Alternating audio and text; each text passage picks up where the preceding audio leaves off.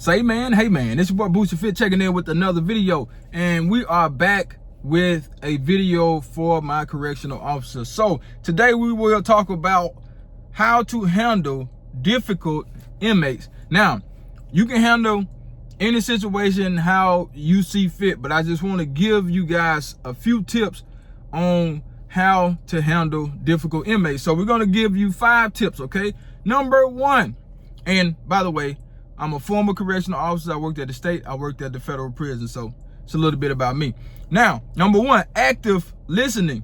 That's very important. Active listening, right? Allow the inmate to express their frustrations and concerns without interrupting, demonstrating that you are hearing them out. That right there is very, very, very important. Not only is it important for a correctional officer, but it's important when you outside the prison or jail, wherever you work at. It's very important. Active listening, okay? Listen. You got 2 ears and 1 mouth for a reason. So a lot of people, they jump the gun so much that they don't hear what the person is saying. Some people automatically judge that person and be like, well, man, I ain't got to hear nothing you talking about. You feel what I'm saying? And it shouldn't be like that, but some people are like that when it comes to inmates, all right? They feel like the inmate can't tell them nothing, okay? And you don't want to be like that, especially if you are a new officer. You don't want to be that way towards the inmates because that can create some bad energy right there, man. You don't want to do that, okay? You always want to have a good rapport with the inmates, all right? You don't want to be the person that's always talking and not listening. Listening is very, very, very important in corrections. And y'all know all the time I talk about communication. That's a part of communicating, listening, okay? Remember, 2 ears, 1 mouth. So you need to listen a little bit more, right? Number 2, this one is important too. De-escalation techniques. I talked about de-escalation in another video, but we're going to talk about it here again as one of the ways to handle difficult inmates, right? So check this out. Use non-threatening body language, okay? Your body language. Remember, I talk about body language all the time. I talk about your body language. I talk about your facial expressions. Those are important, not only for the prison or jail, but out there in the real world too, okay? Avoid taking their behavior personally. Don't take nothing personal inside those walls, okay? It's not personal, all right? A lot of people take stuff personal and it end up coming back to haunt them, all right? You don't want to take that stuff personal because something can happen one day and you take it personal and now you got a vendetta against that inmate, and it shouldn't be like that. Now, you want to keep in mind, if an inmate did something one day, you want to keep that in the back of your mind, but like, man, maybe he can do this again. But I don't want to take it personal, trying to keep stuff away from him, trying to catch him up, trying to get that person in trouble. Like, no, don't take that stuff personal, man. It come with the job, okay? What else? Try to redirect their focus to a calmer state. That's de-escalation at its finest right there. You want to try to calm the inmate down, okay? Because they can easily go to 100 on you real quick. But you want to always try to keep them calm. That will help you even more. Being able to keep them calm, man, that's very important. De-escalate, de-escalate. Never escalate, always de-escalate, all right? No matter how much adrenaline you got pumping, you don't want to go into a situation escalating it. You always want to go in calm. Try to get that heart rate down because your heart's going to be racing in a lot of situations, and you want to try to calm down and you want to try to calm the inmates down. Now, that don't always work, all right? But you at least want to try it, all right? Number 3, identify underlying issues. That's very important too. Try to understand the reasons behind inmates' behavior, whether it's related to mental health, substance abuse, or other stressors. So you have to see it from that person's perspective. You know what I'm saying? Because a lot of people that come to prison, I'm not going to say everybody has an issue, but a lot of those guys have issues like mental health. I ran across a lot of them.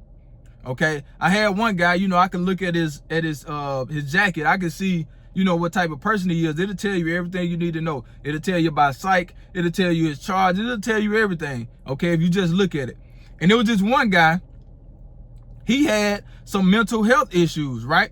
And I knew that, okay? But I didn't hold that against him. So some of the things that he did, I'm not going to say I just looked over it, but I kind of understood why he was the way he was, okay? He was a Caucasian guy, white guy, you know, and he called me the N-word, spit in his window. He was in the shoe. It's a cell door in the window about this big, about this wide or whatever. So he in the cell by himself, and I don't know what happened that particular day, but you know, he got mad. He got in the window, called me the N-word, and spit on the window. Like, it's his window. Like, you dummy, you got to stay in there. You feel what I'm saying? He was cursing me out and all kind of stuff. But, you know, I didn't take it personal. I understood that this the type of person I'm dealing with. You know what I'm saying? And stuff like that happen inside those walls. You get called out of your name and things like that happen. But he really spit on his own window that he got to stand up to come and get his tray. He got to stand up there to come and get his fresh clothes, razors, toothpaste, soap. Like, you got to come to that same door every day and stand right there and smell what you just put on that door. You know what I'm saying? So I understood that guy had a problem. You know what I'm saying? But I didn't hold that against him. I already knew what type of person he was. You know what I'm saying? So I didn't worry too much about it. Now, number 4, clear communication. Speak in calm and assertive tone. Calm and assertive. You're calm, but you're assertive. Okay? That's very important. You don't want to be loud. You don't want to be country. You don't want to be screaming all over the place. I'm calm like this because that's my personality. Okay? And the prison helped me be calm. All right? Let's see. Using direct language and explaining expectations clearly. So you want to be able to relay your message clear. Communication is very important in the prison setting. Okay? That's probably one of the main things that you have to be able to do good. Communicate with people. Not only the inmates, but the staff. You want that communication to be good. You want it to be on point.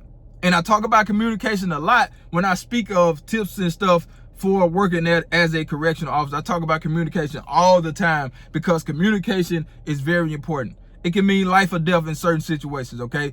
All about being able to relay your message. Don't be weak, but be assertive and be calm. You don't have to be all rah-rah, man.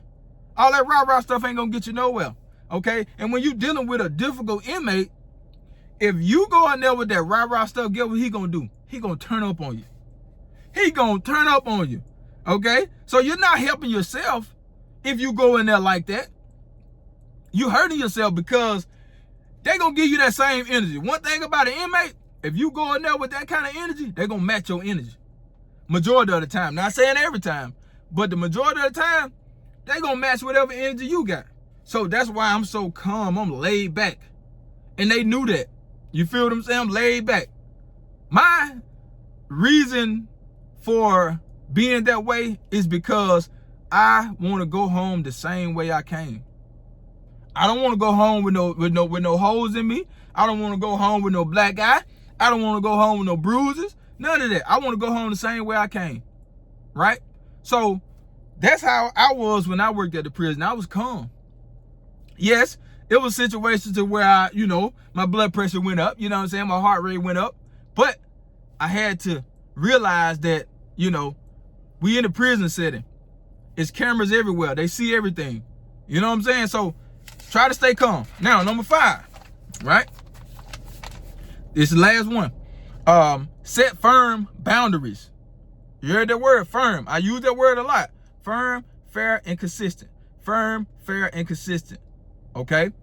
Clearly communicate rules and consequences, because every time you break a rule, there are consequences for inappropriate behavior. You have to let guys know, which they already know.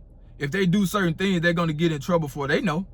You feel me? So, especially the females, you have to let the guys know up front, hey, that's inappropriate. I'm going to write you up. Let them know. Don't go in there playing with them, getting them passes, because they're going to keep doing it. And they're going to keep on building on whatever it is, okay? Let's see, inappropriate behavior, ensuring consistency in enforcement, okay? You want to be consistent all the time. I just said that. Fair, firm, and consistent, okay?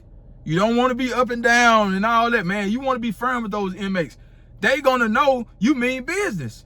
So those are ways to handle a difficult inmate. Now, there are a bunch of reasons I can put on this paper, but I wanted to give you guys 5, and I didn't want to keep you too long, so we'll make more videos talking about stuff like this. You know what I'm saying? I hope you guys appreciate the videos, man. And shout out to my homie Breezy, man. He always come through. He said his homeboy is a CO, and he just started working at the prison or jail. I can't remember which one, but he told him about my channel. So, man, I pray that you are learning a little bit from me and, you know, adding it to however you are as a person, okay? So make sure you love those that love you, and I'm out of here like last year, y'all. Ciao!